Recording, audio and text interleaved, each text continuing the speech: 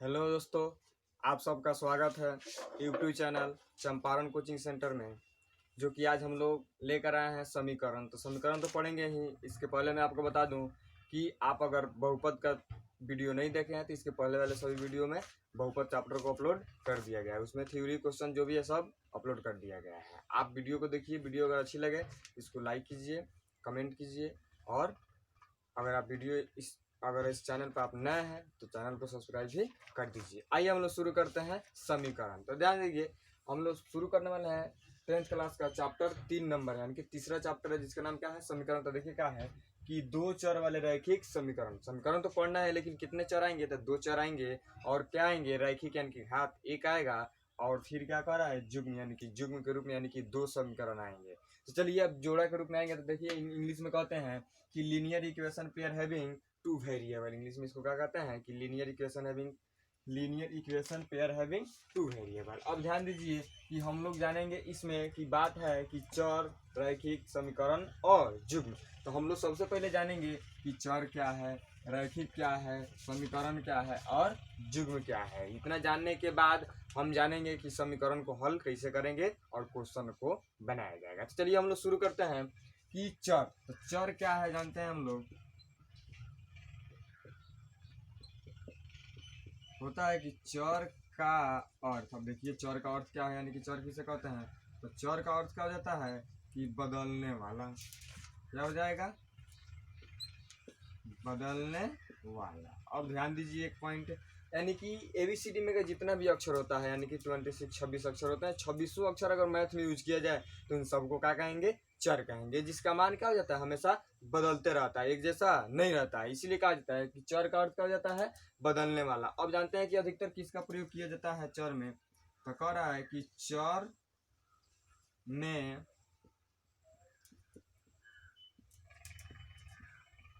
सामान्यतः x, Y एवं Z. देखिए चर में सामान्यतः एक्स, वाई एवं जेड का प्रयोग किया जाता है। यानी कि अधिकतर मैथ में चर के रूप में क्या रहते हैं, एक्स रहेगा या तो वाई रहेगा, नहीं तो जेड रहेगा। मैंने इस तरह से कुछ अधिकतर प्रयोग किए जाते हैं मैथ में। लेकिन एक से लेकर 26 तक जितने भी अक्षर हैं तो सभी क्या है, चर। अगर सभी को मैथ में यूज किया जाए तो सभी ही चर ही है, लेकिन अधिकतर यूज किया जाता है कि एक्स, वाई और जेड को। तो चर को तो हम लोग बहुत बढ़िया से समझ गए। चलिए अब इसी के साथ हम लोग जान लेते हैं कि गुणांक किसे कहते हैं। अगला पॉइंट हम लोग का होगा कि गुणांक। आखिर गुणांक क्या है। तो देखिए गुणांक को हम लोग दो भाग में तोड़ लेते हैं।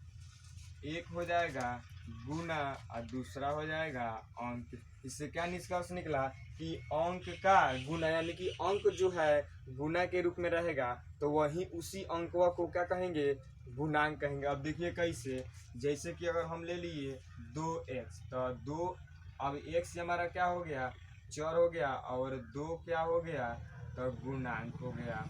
अब x का गुणांक पूछा जाएगा तो x का गुणांक कितना हो जाएगा, +2 हो जाएगा। जब भी गुणांक का बात किया जाएगा तो उसके चिन्ह को लेकर ही करेंगे, यानी कि चिन्ह माइनस रहेगा तो माइनस, प्लस रहेगा तो प्लस। ठीक, चलिए अब यहाँ पर हम सीखते हैं।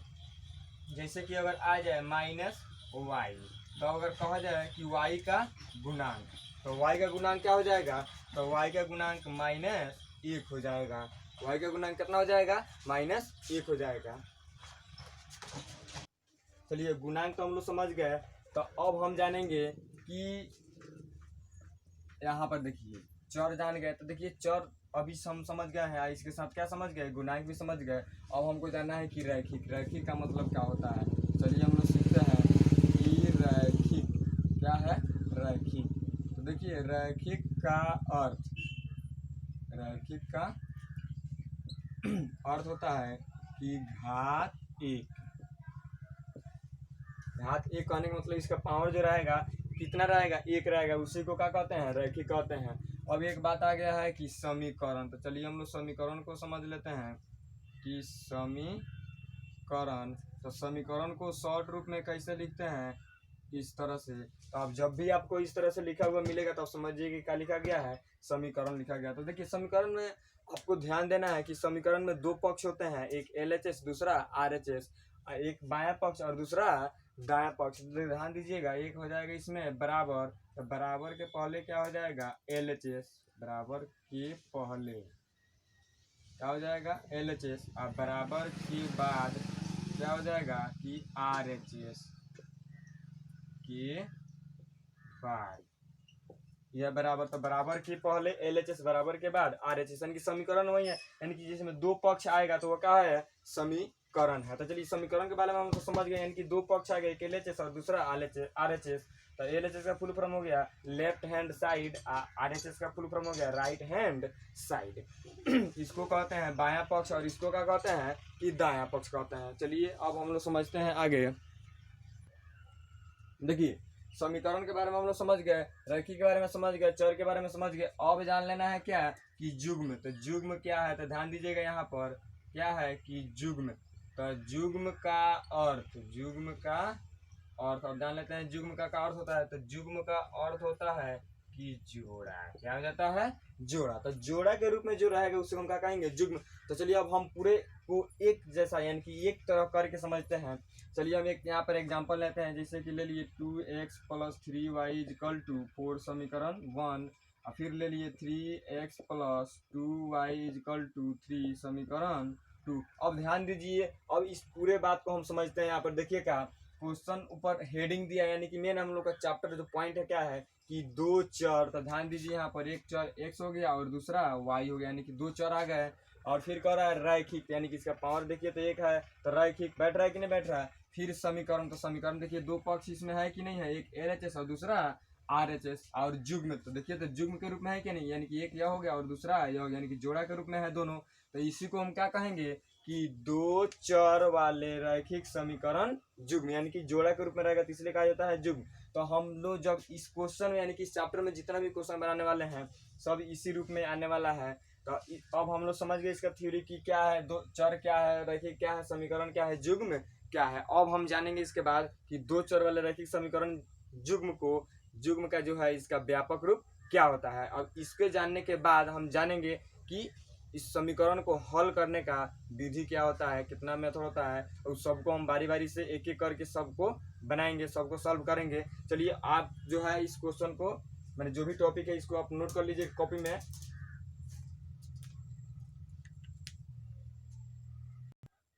देखिए अब आया कि दो चर वाले रैखिक समीकरण का व्यापक रूप। व्यापक रूप कहने का मतलब कि एक इसका मार्ग है, रास्ता, यानी कि हमको इसी मार्ग पर चलना है, इसी रास्ता पे चलना है। तो इस समीकरण में जो भी क्वेश्चन आएगा, जैसे भी आएगा, मैंने कहीं भी कुछ भी चेंज करके क्वेश्चन आए, वो पूरा क्वेश्चन किस आधार पर आएगा, इसी आधार पर आने वाला है। देखिए यही इसका मार्ग है, रास्ता है, यानी कि चलने का क्वेश्चन आने का तरीका क्या है।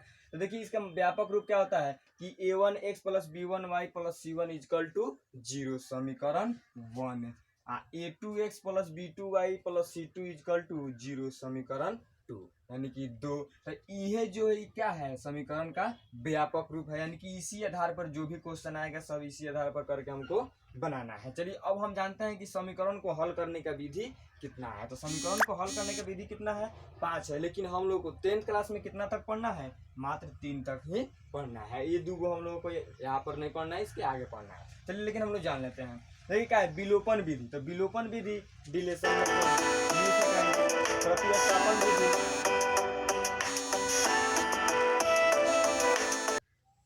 चलिए अब देखते हैं प्रतिस्थापन विधि यानी कि सब्स्टिट्यूशन मेथड, वज्र गुणन विधि, थंडरबोल्ट मल्टीप्लिकेशन मेथड, तुलनात्मक विधि कंपैरेटिव मेथड, अनुपात निर्णय विधि रेशियो डिसीजन मेथड। तो ध्यान दीजिए ये हमको बारी बारी से सबके बारे में हम जानेंगे कि विलोपन विधि से क्वेश्चन को कैसे सॉल्व करेंगे, प्रतिस्थापन विधि से कैसे करेंगे, वज्र गुणन विधि से कैसे करेंगे। तो ये तीनों नियम से हमको बारी बारी से जानेंगे, लेकिन ये दो नियम हम लोग को यहाँ पर नहीं जानना है। केवल आप जान लिए कि जो है समीकरण इसका हल करने का कितना तरीका है, 5 का तरीका है, लेकिन हम लोग को 10th क्लास तक कितना पढ़ना है, 3 तरीका के बारे में ही पढ़ना है। तो चलिए हम लोग जानते हैं कि विलोपन विधि से क्वेश्चन कैसे आता है, उसको कैसे सॉल्व करते हैं।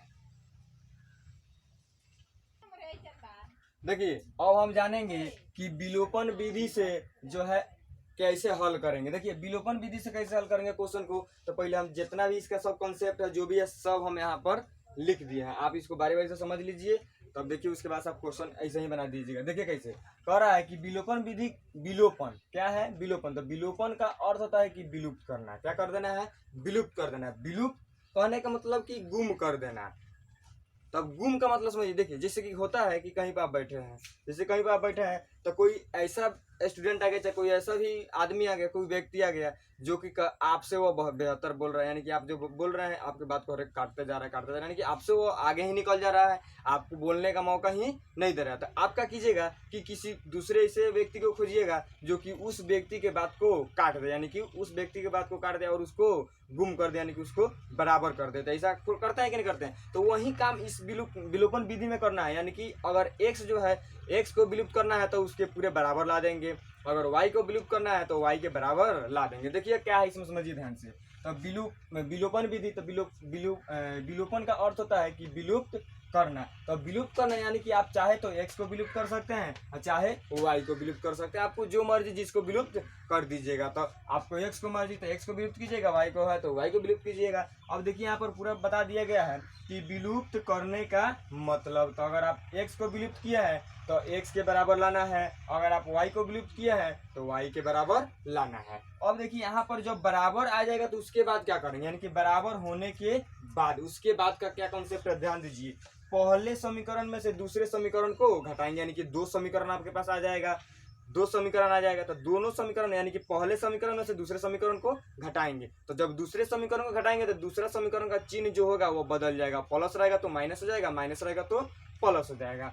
देखिए यहाँ पे बताया गया है कि बराबर होने के बाद पहले समीकरण में से दूसरे समीकरण को घटाएंगे। अब यहाँ पर आगे फिर कि घटाने के संबंध में, यानी कि घटाएंगे उसके बाद का क्या काम है, तो घटाने संबंध पहले समीकरण में से दूसरे समीकरण को घटाएंगे तो दूसरा समीकरण का चिन्ह बदल जाएगा। तो देखिए तो प्लस रहेगा तो क्या हो जाएगा माइनस, माइनस रहेगा तो क्या हो जाएगा प्लस। ये सब कॉन्सेप्ट आप इतना तो जान लीजिए, जैसे क्वेश्चन बनेगा ये सारा बात आपसे क्लियर हो जाएगा। वहां पर आप जब क्वेश्चन बनाइएगा तो सारा बात आपका क्लियर हो जाएगा। चलिए इसके बाद हम लोग स्टार्ट करते हैं क्वेश्चन। एक क्वेश्चन लेते हैं, उस क्वेश्चन के माध्यम से हम इस पूरे टॉपिक को खूब अच्छी तरह से समझ लेंगे। तो आप लोग क्या कीजिएगा, इस पूरे बात को, पूरे जो भी लिखाया गया सबको कॉपी में नोट कर लीजिए। चलिए अब हम इसके बाद क्वेश्चन बनाते हैं।